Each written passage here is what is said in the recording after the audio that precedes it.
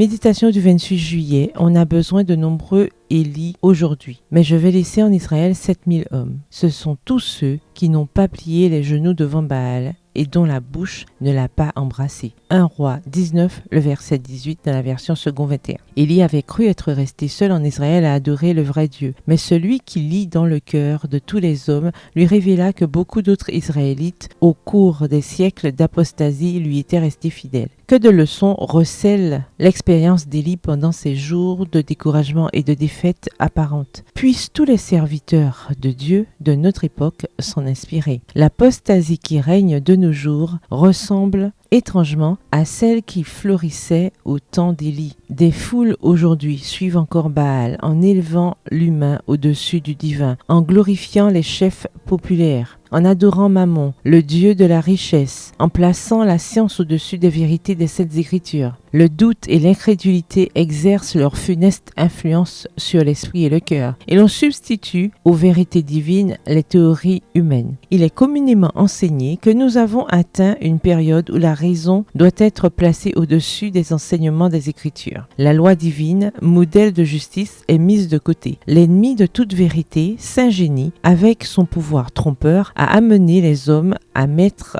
les institutions terrestres à la place de Dieu et à oublier ce qui devrait faire le bonheur et le salut de l'humanité. Et cependant, pour si répandue qu'elle soit, cette apostasie n'est pas universelle. Tous les hommes ne vivent pas sans loi et ne sont pas des pécheurs endurcis. Tous ne se rangent pas du côté de l'ennemi. Dieu possède des milliers de fidèles qui n'ont point fléchi le genou devant Baal et qui désirent mieux comprendre les vérités concernant le Christ et sa loi. Ils espèrent contre toute espérance que Jésus reviendra bientôt pour mettre un terme au règne du péché et de la mort. Ces hommes ont besoin du secours de ceux qui ont appris à connaître le Seigneur et la puissance de sa parole. Les anges accompagneront tous ceux qui, connaissant les vérités bibliques, s'efforceront de rechercher les hommes et les femmes avides de lumière. Ils cesseront alors de glorifier les institutions humaines pour se ranger résolument du côté de Dieu et de sa loi. Texte tiré du livre Prophètes et Rois au chapitre 13, aux pages 117 et 118. Bonne journée, que l'Éternel vous bénisse.